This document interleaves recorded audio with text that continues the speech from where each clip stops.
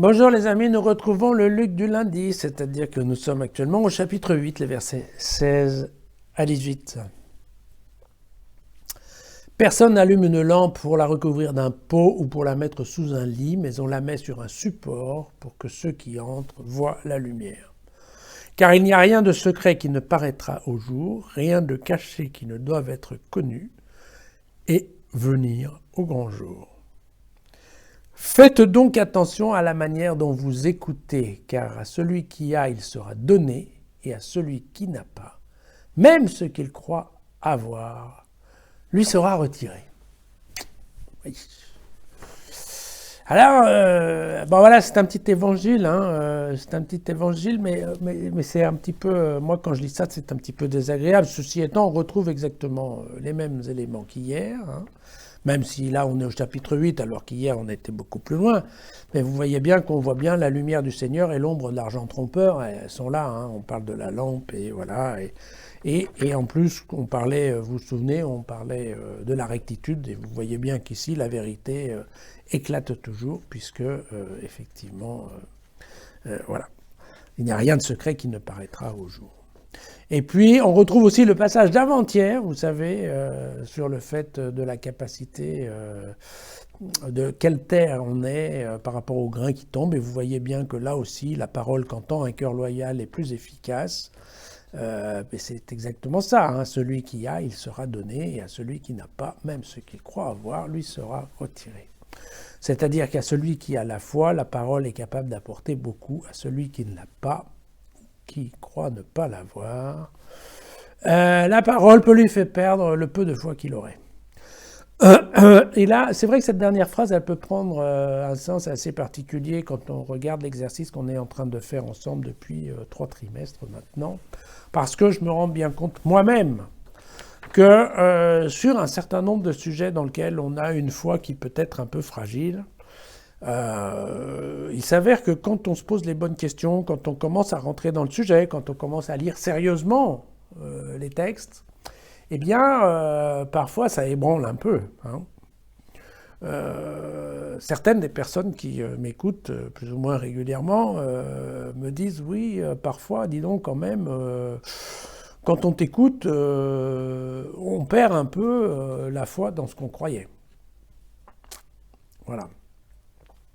Et c'est vrai que c'est vrai, il y a un risque à se poser les bonnes questions. C'est-à-dire qu'effectivement, si on a déjà, on est bien préparé, qu'on a une fois qu'on croit solide, eh bien en effet, on trouve dans les textes plein d'arguments qui viennent conforter cette foi et qui viennent surtout l'enrichir, d'accord, qui nous permet de mieux la comprendre. Et donc, évidemment, ça va nous renforcer notre argumentaire et ça va nous renforcer nous-mêmes dans notre foi, mais aussi on va se sentir plus à l'aise pour éventuellement expliquer cette foi aux autres.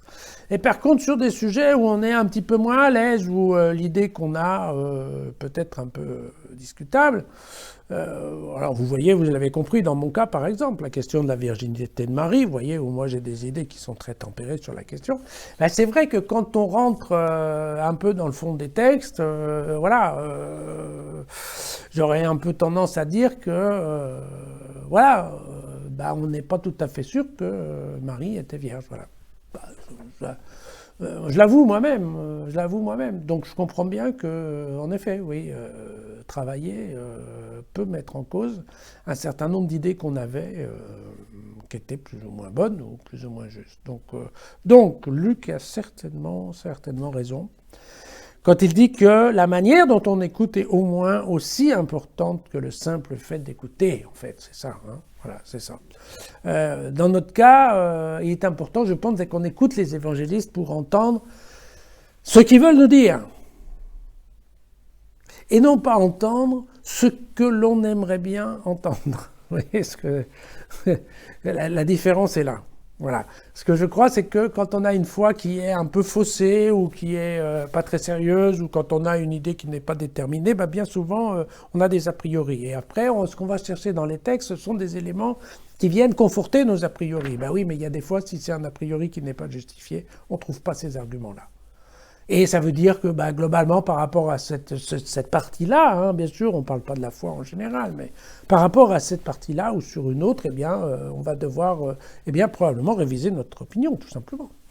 Et puis, encore une fois, c'est un cheminement qui se fait dans le temps. Donc, il est possible qu'à un certain moment, on y croit et qu'ensuite, on n'y croit plus. Mais il est aussi possible que sur certains sujets, par exemple, au départ, ça nous fait rien. Et puis, en travaillant le sujet, on comprend mieux.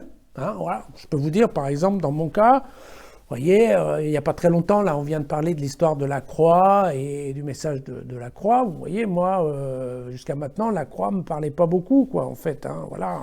Bon. Ok, il y a la procession du Vendredi Saint où on vient embrasser la croix de Jésus. Vous voyez, pour moi, c'est toujours un peu glauque. Et cette histoire du symbolisme de la croix, c'est pas quelque chose qui, jusqu'à maintenant, m'a beaucoup ému. Puis, voilà, cette semaine, en travaillant avec vous ce texte, cette histoire de Jean qui fait le parallèle entre le serpent d'airain et le corps de Jésus sur la croix, vous voyez déjà, oui, tiens, bon, ouais, pourquoi pas, en fait, c'est vrai, oui, c'est vrai.